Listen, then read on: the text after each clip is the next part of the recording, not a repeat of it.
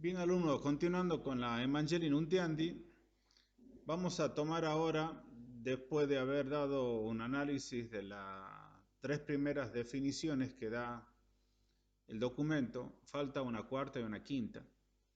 Pero quiero tomar ahora algunos números que le van a ser muy útiles a la hora de tener que hacer el trabajo sobre este documento, que era dar respuesta a las tres preguntas o cuatro preguntas que están puestas en la introducción del documento y que el texto dice que han sido las preguntas que el sínodo ha intentado dar respuesta. Bueno, vamos a ir por orden. En primer lugar, el capítulo 1, donde está el fundamento. ¿Por qué se llama el fundamento? El capítulo 1, si bien el título que tiene es del Cristo evangelizador a la iglesia evangelizadora. El fundamento es porque a la pregunta de la ¿por qué razón? La definición de evangelización esencial, la definición de evangelización teleológica y la definición de evangelización por profundidad o intensiva tiene su elemento o aparecen de esa forma. ¿Cómo tú puedes probar de que eso es correcto? Bueno, a la hora de tener que probar, dar un fundamento, dar una respuesta del por qué, esa es la definición esencial y las otras, o esos son los componentes que tiene la evangelización, tenemos que ir a Cristo, tenemos que ir a la persona de nuestro Señor Jesucristo. Es decir, dicho en la terminología teológica, tenemos que ver una cristología, hacer un estudio sobre la persona de Cristo, y es allí donde encontramos estos elementos que después lo hemos formulado en una definición. Esta cristología está puesta en el capítulo 1. El capítulo 1 está dividido en dos grandes partes. Del número 6 al número 12, donde está puesta la cristología, donde se analiza la persona de Cristo. Y a partir del número 13 hasta el número 16 se analiza la identidad de la iglesia, es decir, la eclesiología. Por esa razón, el título del capítulo 1 dice del Cristo evangelizador a la iglesia evangelizadora. Es decir, se va a destacar la figura de Cristo como el primer evangelizador y vamos a encontrar que la razón de ser de que exista una iglesia es porque ella tiene que evangelizar. Bien, esa es la razón de por qué le llamamos al capítulo 1 el capítulo del fundamento. Entremos en la cristología, es decir, entremos en el análisis de la persona de Cristo. Bueno, el documento señala que Jesucristo tenía plena conciencia de que Él tenía una misión y que esta misión, tal como lo muestra un texto más que elocuente cuando lee en la sinagoga el profeta Isaías, el texto que nos interesa ahora dice, el Espíritu del Señor está sobre mí porque me ungió para evangelizar a los pobres.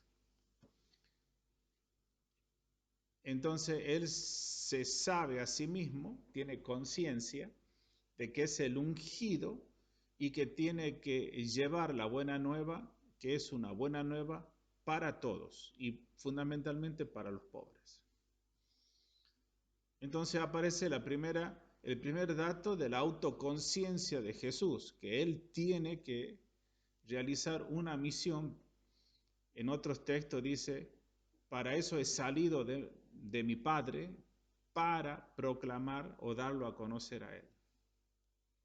Bueno, este anuncio que hace Cristo esta buena nueva que trae Cristo, del cual es consciente de que Él es su presencia y que Él es el que la tiene que llevar a cabo, es el anuncio del reino de Dios.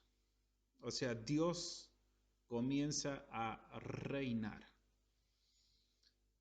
Bien, este anuncio del reino tiene muchas características que están descritas en el número 8. En fundamento, en última instancia, este reino de Dios significa que el hombre es salvado.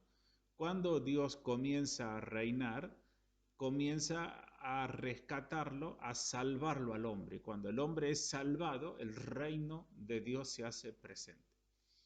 Entonces él es consciente de que él es el Mesías que trae un mensaje salvífico, que mensaje salvífico es él mismo. Como aparece la idea de salvación, la realidad de salvación, o esto es lo que Cristo hace con cada uno de nosotros, la pregunta obvia sería, ¿qué es salvación? ¿Qué es aquello que Dios hace conmigo? ¿Qué es lo que yo necesito que Dios haga conmigo? Bueno, en el número 9 hay una definición magnífica a la pregunta, ¿qué es la salvación? En el número 9 leo el texto. Como núcleo y centro de su buena nueva, Jesús anuncia la salvación, ese gran don de Dios que es liberación de todo lo que oprime al hombre, pero que es sobre todo liberación del pecado y del maligno. Dentro de la alegría de conocer a Dios y de ser conocido por Él, de verlo, de entregarse a Él. Con esa primera parte es la definición, digamos, estrictamente dicha. Tiene muchos elementos que hay que detenerse. El primer elemento de la salvación es que es un don de Dios. Al ser un don de Dios significa que es una acción libre de Dios gratuita hacia el hombre. De modo que uno la tiene que recibir como un regalo.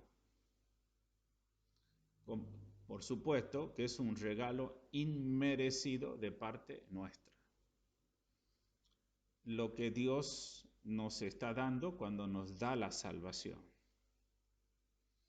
Ese elemento del don, que es algo libre, que es algo gratuito, inmerecido por parte nuestra, y que es descomunal. ¿En qué sentido? Es un don de Dios, pero lo que Dios da en su salvación, Él se da a sí mismo. Es Él mismo el que viene, el que está contigo. Entonces Él se hace don para ti, para la vida de cada uno. Bien, este don tiene una característica. Liberación de todo lo que oprima al hombre. Claro, si es salvación significa que te rescata, que te saca de un estado, de una situación en la que uno se encuentra, digamos, la antinomia de salvación es perdición. Allí donde yo me encontraba perdido es donde yo grito socorro, grito que alguien me salve. Entonces viene alguien y te libera. O sea, allí donde yo estoy esclavo, viene alguien y te libera. Bien, te libera fundamentalmente de dos cosas. Primero, del pecado y del maligno. De modo que aquí en este documento y en esta definición, por si ustedes escucharon alguna vez una polémica sobre la existencia del maligno o del diablo, aquí no hay ninguna duda. Es decir, no solamente existe el pecado, que también habría que decirlo. Es decir, no solamente existe la decisión libre del hombre que realiza conscientemente en contra de Dios y por supuesto se perjudica a sí mismo y a sus hermanos, sino que también existe un ser que es malo y es espiritual, un ángel malo y que quiere la perdición nuestra.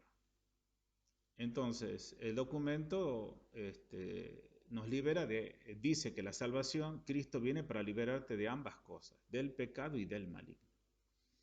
Ahora, ese sentido, digamos, te saca de ahí, viene ahora el elemento positivo. Digamos, la otra cara de la moneda. La primera cara de la moneda es sacarte de un estado, de una situación. Y la otra cara es que te encuentras con la alegría de conocer a Dios y de ser conocido por Él, de verlo y de amarlo, o sea, de entregarse a Él. En la definición misma aparece la experiencia de la alegría. No se olviden que Francisco, el Papa Francisco, va a titular un documento sobre la evangelización, Evangelii Gaudium, la alegría de evangelizar. La alegría pasa a ser un indicio de que yo estoy salvado, de que estoy conociéndolo a Dios, de que me siento conocido por Él, que me siento amado y que yo lo amo a Él. Bien, ahí aparece, esa es la definición, es el concepto esencial de salvación. Cristo viene a hacer eso. Cristo hace eso conmigo. Eso es lo que Él quiere. Esa es la acción que Él realiza para con cada uno de nosotros. Digamos, no solamente uno puede pensar, bueno, está bien, Cristo viene, conversa, me da una serie de consejos. No, no, Él viene a salvarte. Él viene a rescatarte, a liberarte del pecado y del maligno. Viene a que encuentres alegría en tu existencia, de conocer a Dios, de ser conocido por Él, de amarlo y de saberse que Él te ama. Bueno, al finalizar el número 9, uno pensaría de que, bueno, ahí ya acaba de darnos algo más que importante, por supuesto. Pero el fin, la oración con la que sigue y como finaliza el número 9, es también importantísimo, porque muestra las etapas de esta acción que Dios realiza con cada uno de nosotros y con la humanidad toda. El texto dice lo siguiente. Todo esto tiene su arranque, primera etapa, todo esto tiene su arranque durante la vida de Cristo y se logra de manera definitiva, o sea, arranque, se logra de manera definitiva por su muerte y resurrección, pero debe ser continuado pacientemente a través de la historia hasta ser plenamente realizado el día de la venida final del mismo Cristo, cosa que nadie sabe cuándo tendrá lugar, a excepción del Padre. Bueno, acá estarían entonces los 4 momentos. Algunos dirían, faltaría el primero, que es cuando hubo una preparación. Bueno, no está mal que se diga, que son 5. Ahí hubo una preparación, pero el texto dice, tuvo su arranque durante la vida de Cristo. Ahí comienza la acción salvífica en la historia de una manera elocuente. Ahí tuvo su arranque. Definitivamente lo logra hacer con su muerte y resurrección. Digamos, el don total que fue capaz de dar para que acontezca la salvación fue morir y resucitar. Por supuesto, por vos. Murió por mí y resucitó por mí. Así lo dice Pablo. Bueno, definitivamente. Pero tiene una continuación. Digamos, ¿en qué lugar estaríamos nosotros afectados? En esta continuación. Es decir, nosotros no hemos sido coetáneos con Cristo, sino que después de Cristo hemos aparecido en existencia. Pero en esta existencia, en esta historia, continúa. ¿Qué continúa? La acción salvífica de Dios. Debe ser continuado pacientemente a través de la historia. Y esta continuación va a tener una plenitud realizada y va a llegar a su plenitud de realización, la salvación, cuando Cristo venga al final de los tiempos. Entonces, como que la salvación tiene un arranque, tiene un punto definitivo, tiene una continuación y tiene una culminación. Bueno, todos esos momentos, hemos dicho que también se podría decir, y tuvo una preparación todo el Antiguo Testamento. La salvación, todo eso involucra, implica que Dios entró en la historia, estuvo en la historia, realizó algo concreto en la historia, continúa pacientemente en la historia y va a tener su culmen cuando culmine toda la historia. Nosotros nos inscribimos en esta continuación paciente, esperando la plenitud en su segunda venida de Cristo. La salvación entonces, digamos, uno podría equipararlo también con la evangelización. La evangelización que está en la historia pacientemente para respetar las etapas de cada uno para que sea beneficiario de algo que ha ocurrido de una sola vez definitivamente. Bien, a continuación, en el número 10, la salvación dice qué es lo que consigue. Y bueno, consigue la metanoia. Pero ante todo, cada uno lo consigue mediante un total cambio interior que el Evangelio designa con el nombre de metanoia. Una conversión radical, una transformación profunda de la mente y del corazón. Entonces, la acción salvífica te cambia tu mente y tu corazón. Llega hasta a producir una metanoia, una conversión interior. Está dando a entender de que estábamos tan hundidos en la perdición que rescatarnos, salir, liberarnos de esa perdición implica de que yo tengo que empezar a ser alguien nuevo. Bueno, voy al número 12, donde hace una clasificación interesante, porque dice, esta acción salvífica en la historia, Cristo lo lleva a cabo a través de signos. Es decir, para mostrar que realmente está aconteciendo en la historia algo absolutamente nuevo y definitivo. Dio signos de que efectivamente algo que se nos parecía perdido ya no lo está, sino que está salvado. Bueno, estos signos son 4 y los clasifica en el número 12, está una clasificación. El primer los titula innumerables signos, que son los milagros, innumerables milagros. Uno puede decirse milagros, todos los milagros que Jesús realizó. Pero cuidado, porque va a haber una clasificación de los milagros. Utiliza signo porque ese es el lenguaje que utiliza el evangelista Juan. En esos milagros hay en el centro un milagro. Dice, y en el centro de todo, el signo al que él atribuye una gran importancia, los pequeños y los pobres son evangelizados. Entonces, entre los signos, entre los milagros hay un milagro. Los pobres son evangelizados. Ese es un milagro. El segundo, el tercero, es el que tiene algo, digamos, enorme. La resurrección de Cristo. Ese es otro milagro. Pero ese es el milagro, digamos, madre.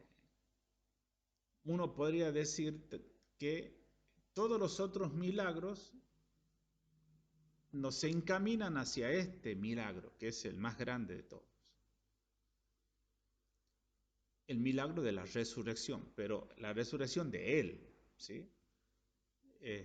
No la resurrección de Lázaro y las otras resurrecciones que aparecen, entre comillas, están en función de esta, que esta sí es la que tiene un nombre propio y la que más elocuente. Bueno, esto es importante porque nos muestra que efectivamente algo absolutamente nuevo, definitivo, como un don de Dios, está ocurriendo. Bien. Pasamos en el número ya 13 y 14, hasta el número 16. El 13 se titula Hacia una comunidad evangelizada y evangelizadora. Ahora se trata de que Cristo deja una comunidad para que continúe lo que Él hizo. Lo que Él hizo pacientemente en la historia. Bueno, me voy a detener en el número 14 porque ahí es donde aparece la definición, digamos, en el orden cronológico del texto. En el capítulo 1, en el número 14, ya aparece una definición de evangelización. Pero propiamente nosotros hemos tomado como el capítulo 2, que se titula ¿Qué es evangelizar? En el número 18 da la primera definición madre, porque es la definición esencial. Pero aquí, con ocasión de mostrar cuál es la esencia de la iglesia, por qué existe la iglesia, da una definición de evangelización. Al finalizar el número 14 dice, evangelizar constituye, en efecto, la dicha y vocación propia de la iglesia, su identidad más profunda. Ella existe para evangelizar, es decir, o sea, ella está para evangelizar. Y uno se preguntaría, ¿y qué es eso? O sea, es decir, para predicar y enseñar. Ser canal del don de la gracia. Reconciliar a los pecadores con Dios. Perpetuar el sacrificio de Cristo en la Santa Misa, memorial de su muerte y resurrección gloriosa. Entonces ahí describe lo propio que la iglesia hace por ser iglesia y que es algo que evangeliza. Lo repitamos, evangelizar propiamente es para la iglesia predicar y enseñar, ser un canal del don de la gracia, ahí se sintetizaría todo, reconciliar a los pecadores con Dios y perpetuar el sacrificio de Cristo en la Santa Misa. Entonces estas acciones, predicar, fíjense que predicar y enseñar es un acto comunicativo. Ser el canal del don de Dios está en un acto de comunicación. Reconciliar a los pecadores con Dios es volver a comunicarse y encontrar el diálogo con Dios. Y perpetuar el sacrificio de la Santa Misa, es decir, volver a presentar el acto salvífico definitivo que hizo Cristo como don para mí, es otra vez el contenido del mensaje. Digamos, Cristo mismo, la buena nueva presente en carne, gloriosa, por supuesto. Bueno, entonces, la definición eclesial, se la podría llamar, está puesta en el número 14. Uno puede decir, ¿qué es evangelizar? Evangelizar es lo que hace la iglesia para evangelizar y no la puede no hacer, porque para eso existe. Es predicar, enseñar, ser canal del don de la gracia, reconciliar a los pecadores con Dios y perpetuar el sacrificio de la Santa Misa. Bien, ahí está un elemento fundamental del capítulo primero. Bueno, Yo estoy tomando algunos elementos, cuidado, eso no quita que ustedes lo tienen que continuar leyendo, ir sacando otros elementos que son lo que también le va a dar respuesta a las preguntas. Tal vez yo destaco algunos números para que lo vean más claro, tomen pie en esos números y continúen la lectura. Pero no es para decir, bueno, ya no leo, o sea, leo hasta el número 14, que es el que acabo yo de leer, y usted dice, ya basta, paso a otro capítulo.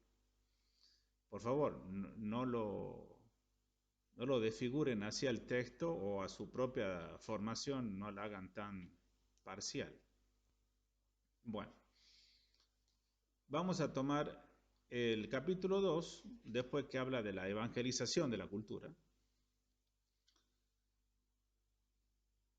Va a tomar de entrada una de las preguntas que están en el inicio del documento.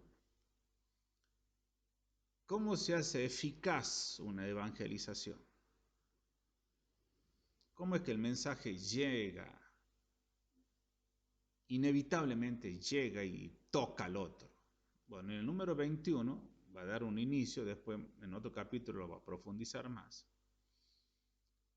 Se titula La importancia primordial del testimonio. Ahí aparece el tema del testimonio. ¿Qué tiene de novedad en un párrafo donde va a hablar sobre el testimonio? Que hace una descripción. Comienza diciendo, la buena nueva debe ser proclamada en primer lugar mediante el testimonio. Es decir, la buena nueva, que ya es que el Evangelio, que es la persona de Cristo, que ya tiene en sí una fuerza incontenible, por medio del testimonio, esa fuerza no pierde ninguna energía. Y a la pregunta inevitable, bueno, pero ¿qué es testimoniar? Bueno, hace una descripción fantástica que es imposible no entenderla. Dice así el texto. Supongamos un cristiano o un grupo de cristianos que dentro de la comunidad humana donde viven, manifiestan su capacidad de comprensión y de aceptación, su comunión de vida y su destino con los demás, su solidaridad en los esfuerzos de todos en cuanto existe de noble y bueno.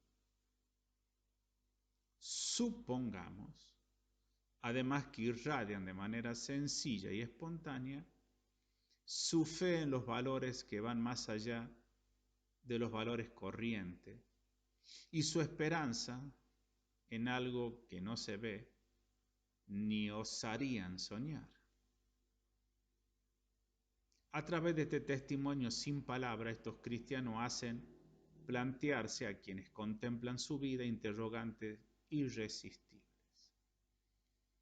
¿Por qué son así? ¿Por qué viven de esa manera? ¿Qué es o quién es el que los inspira? ¿Por qué están con nosotros? Pues bien, este testimonio constituye ya de por sí una proclamación silenciosa, pero también una clara y eficaz de la buena nueva. Me pone el concepto eficaz. Bueno, acá da una definición maravillosa. El testimonio es una proclamación silenciosa. O sea, es tu vida. ¿Cómo la vives? Los otros la ven y les llama la atención. ¿Y qué ven? Bueno, al principio hace toda una descripción de lo que podría decirse una serie de virtudes humanas, capacidad de comprensión, aceptación, comunión de vida, participación con nosotros, solidaridad, compromiso con todo aquello que es bueno y es noble y es justo. Y ahí en eso pone, recién hace entrar las virtudes teologales. Y en medio de toda esa vida, de esa forma de estar con los otros, irradian de manera sencilla y espontánea su fe y su esperanza. Bien, entonces hace una descripción de un personaje que está en medio de otras personas viviendo y vive de esta forma. Bueno, esa persona está dando un testimonio, hace que los otros se interroguen. Bueno, el número 22 complementa un poco el número 21, porque el título dice necesidad de un anuncio explícito. Porque además aparece el hecho de que yo tengo que anunciarlo a Cristo explícitamente. Leo el segundo párrafo del número 22.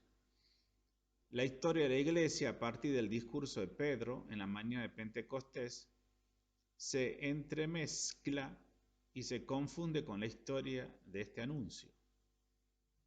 En cada nueva etapa de la historia humana, la iglesia, impulsada continuamente por el deseo de evangelizar, no tiene más que una preocupación. ¿A quién enviar para anunciar el misterio de Jesús? ¿En qué lenguaje anunciar este misterio? ¿Cómo lograr que resuene y llegue a todos aquellos de lo que deben escuchar?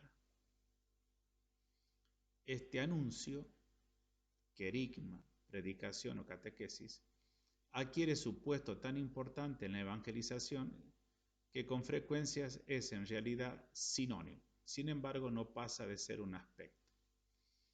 Entonces ahí se dan cuenta que el hecho de que se lo pueda anunciar, enseñar, dar a conocer, explicar y defender a través de un discurso es importantísimo para la iglesia, como lo fue el inicio de la iglesia, que Pedro dio todo un discurso.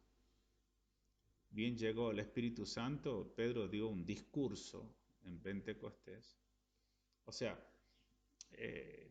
después de Pentecostés, por supuesto que aparece en todo los Hechos de los Apóstoles, pero bien aparece Pentecostés, no es que toda la comunidad empezó a vivir así después de un tiempo. No, bien acontece Pentecostés, tomado por el Espíritu Santo, Pedro va y hace una predicación más que elocuente. Bueno,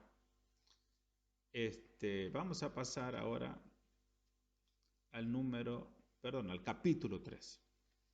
Los contenidos de la evangelización. Bueno, acá hay que tener mucho cuidado con este capítulo. Primero porque este capítulo tiene una desproporción. La desproporción está en la siguiente, que el capítulo nombra alrededor de 6 contenidos que son importantísimos,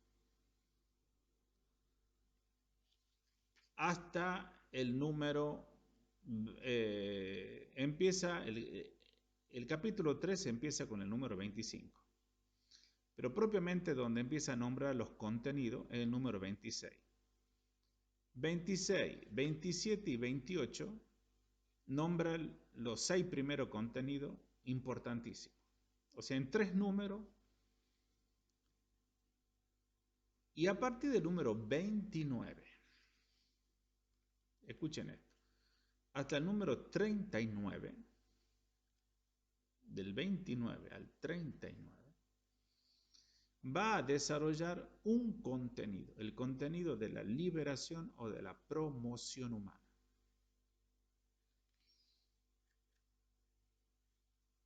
Es enorme la cantidad la extensión y la cantidad de números que le dedica a la explicación y la fundamentación de por qué es un contenido esencial el contenido de la promoción humana o de la liberación humana. Yo hice una lectura un poco de investigación y en esos 10 números, alrededor de 28 veces, el texto repite el concepto de liberación. O sea que en todos esos 10 números, hasta el final del capítulo, todo el eje va a ser comprender qué es liberación, como un contenido esencial de la evangelización. Bueno, dicho esto, pasemos a cuáles son los contenidos esenciales anteriores. Este sería el número 7 u 8. Va a ser una clasificación de cuáles son los contenidos esenciales. Esenciales significa que no pueden faltar. Eso lo dice al inicio. En el número 25 dice, en el mensaje que anuncia la iglesia hay ciertamente muchos elementos secundarios, cuya presentación depende en gran parte de los cambios de circunstancia. Tales elementos cambian también. Pero hay un contenido esencial, una sustancia viva que no se puede modificar ni pasar por alto sin desnaturalizar gravemente la evangelización misma. Entonces ustedes pueden representarse lo siguiente. En la vida de una parroquia, lo que es, digamos, la conmemoración del santo, del patrono de la parroquia, bueno, eso es circunstancial, es un elemento secundario. Cuando decimos secundario no significa que no es importante. Pero para esa parroquia, la fecha de otro santo no la va a tener como principal, porque no es su patrono, pero la parroquia que está colindando con ella, tal vez lo tenga como patrono, entonces va a ser fiestas patronales, la novena del patrono, lo que fuera. Entonces, para que tengan una idea, la fiesta del santo de cada iglesia o de cada comunidad, o el fundador de cada congregación, si quieren, en comparación con el contenido, con el querigma, es secundario. O sea, Cristo me salva, Dios me ama, entrega a su Hijo, que se encarnó, padeció y murió por mí y resucitó. Bueno, eso en relación a todo lo que es la vida de un fundador, bueno, esto es, digamos, más bien esto es un fruto de esto. Entonces lo pone como secundario.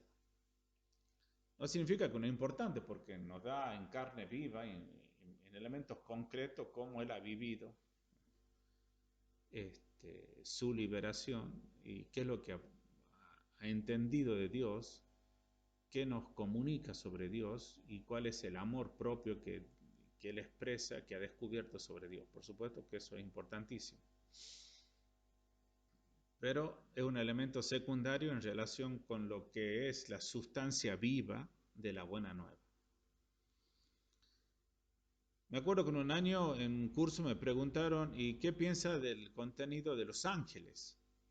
Bueno, en un momento se le dio mucha importancia a todo el tema de la existencia de los ángeles, los tipos de ángeles,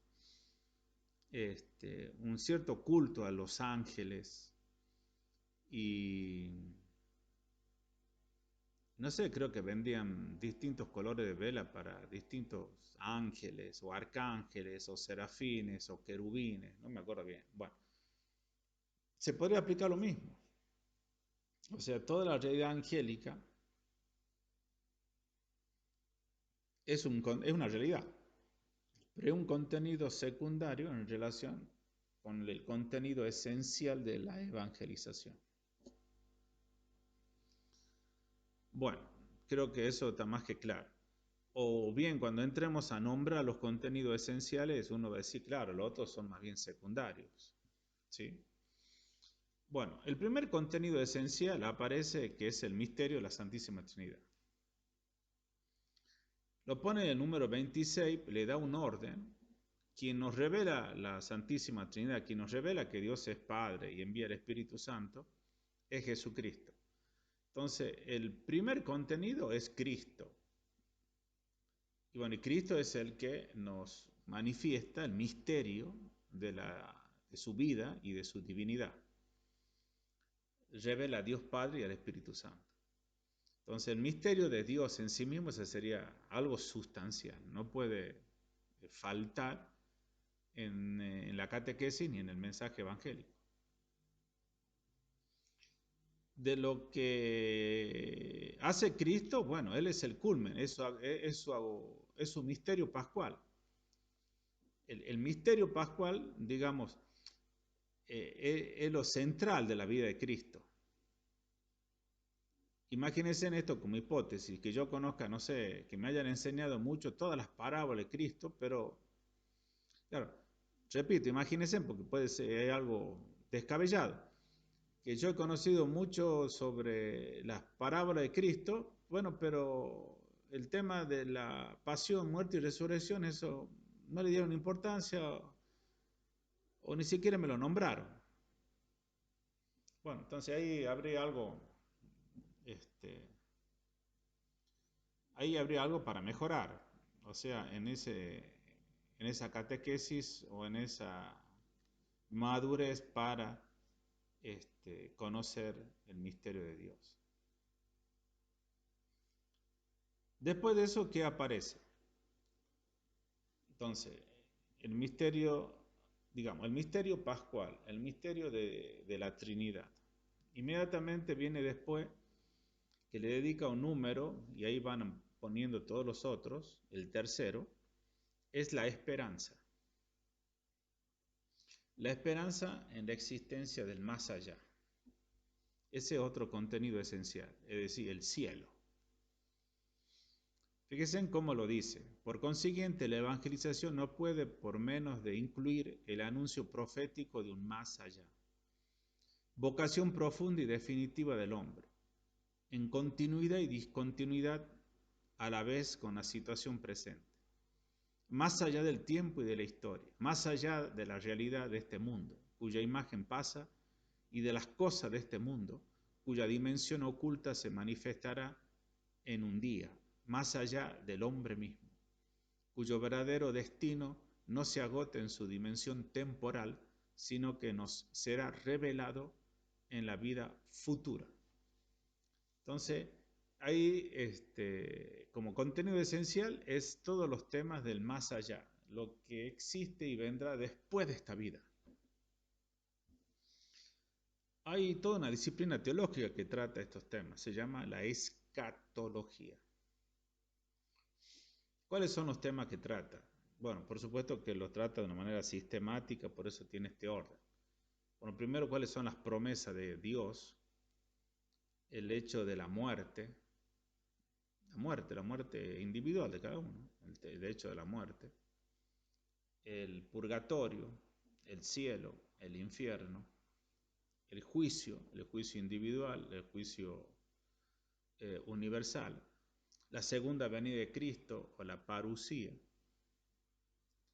Y después algunos temas que se desprenden en el diálogo cultural con otras religiones, que es el tema de la resurrección propiamente dicha, pero confrontada ya sea con el tema de la reencarnación o de la inmortalidad del alma.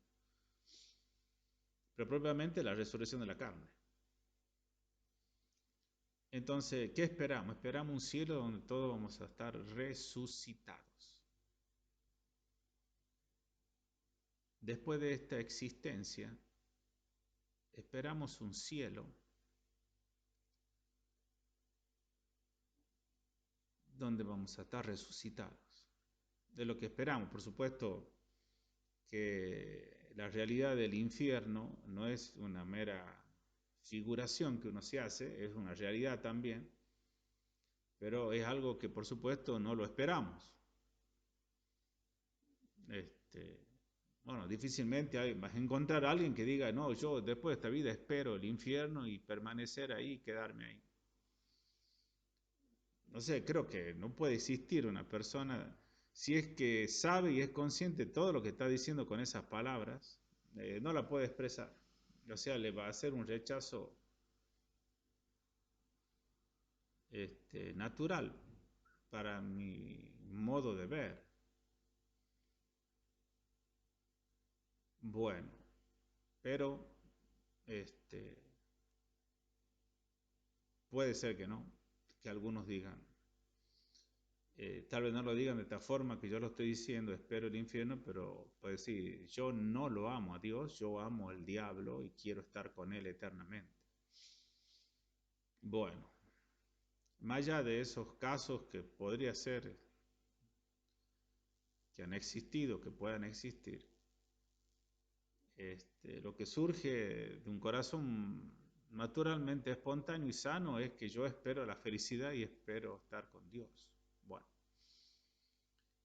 ese es, entonces el contenido escatológico del más allá es esencial, es sustancia viva.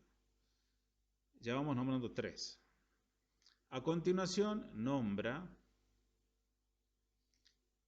además predica el tema de la esperanza, predica el tema del amor, la caridad, otro contenido, el tema del perdón de Dios,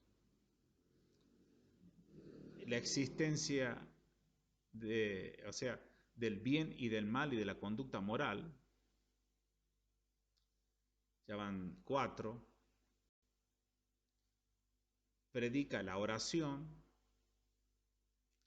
los sacramentos y pertenecer a la iglesia. Y ahí viene finalmente el tema de la liberación, o sea, la promoción humana, todos los contenidos de la promoción humana.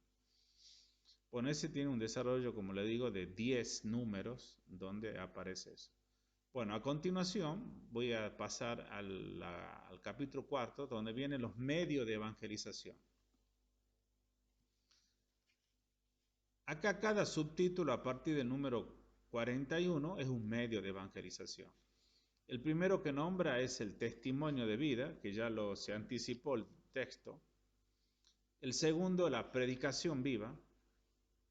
El tercero, la liturgia de la palabra. El cuarto, la catequesis. El quinto, los medios de comunicación social. El sexto, el contacto de persona a persona, como un medio para evangelizar. El séptimo, los sacramentos. Y el último, la piedad popular. Me detengo en el número 7, en el último párrafo del número 7, fíjense en lo que dice. Para que lo tengan en cuenta en su trabajo de encontrar la respuesta a las preguntas.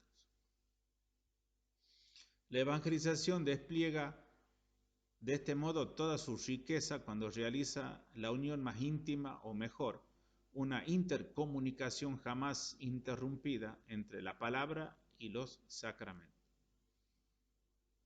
En un cierto sentido es un equívoco oponer, como se hace a veces, la evangelización a la sacramentalización, porque es seguro que si los sacramentos se administran sin darles un sólido apoyo de catequesis sacramental y de catequesis global, se acabaría por quitarles gran parte de su eficacia. Le está adjudicando eficacia al sacramento. Y si yo lo hago por un ritualismo, por magia, le quito eficacia. La finalidad de la evangelización es precisamente la de educar en la fe, de tal manera que conduzca a cada cristiano a vivir y no a recibir de modo pasivo o apático los sacramentos como verdaderos sacramentos de la fe. Entonces la catequesis es un medio eficaz para despertar la conciencia, para que uno sea mejor receptor del don de Cristo. Bueno, vamos a pasar por el tiempo que veo. Vamos a pasar no se olviden de los números que yo me estoy salteando, al capítulo 7, donde dice el espíritu de la evangelización. Bueno, aquí habla del Espíritu Santo. O sea, la iglesia comienza con el Espíritu Santo y lo primero que hace es evangelizar por el Espíritu Santo. Y Cristo fue llevado por el Espíritu para cuando Él empezó su misión. ¿Sí? Bueno, todo el capítulo 7 es el tema de la eficacia. Y cuando quiere tratar de un modo así más que elocuente, cómo se hace eficaz el Evangelio, lo dice con una sola palabra. ¿Cuándo un testimonio, cuándo una evangelización es eficaz? Cuando el evangelizador es un santo. O sea, la santidad, el hecho de la santidad hace que ese canal por donde se está comunicando el mensaje, el hecho de que el evangelizador sea santo, hace que ese mensaje aparezca con una pureza, con una fuerza, con una elocuencia total. Bueno, de ahí que desarrolla en muchos números el tema de la eficacia y de la santidad y da algunos elementos, cómo tienen que ser los evangelizadores y qué virtudes de santidad tiene que asimilar para que lo testimonie y los otros vean que digan, sí, realmente Dios me ama, realmente Dios está con nosotros. O cuando, no sé si a ustedes les pasó alguna vez que conocen a una persona y dicen, che, ¿por qué no reza por mí? No sé, la vemos una persona tan orante, tan limpia, pura, y entonces nosotros nos vemos un poco indignos de querer comunicarnos, poder comunicarnos con Dios y le pedimos que Él rece por mí. O sea, Dios te va a escuchar a vos. O sea, o que tú intercedas que rezando por mí, seguramente Dios me va a hacer el favor que yo necesito. Porque yo pedirle a Dios, sabiendo lo que yo soy, no soy digno de pedirle nada y no creo que me escuche. Bueno, en ese sentido da a entender como que uno encuentra a alguien que realmente es la presencia de Dios, es un don de Dios en mi vida. Y eso es un signo de santidad. Bueno, si en el caso que me surgieran algunas preguntas que me llegan de ustedes, me voy a detener en otros números, pero por ahora dejamos aquí este análisis.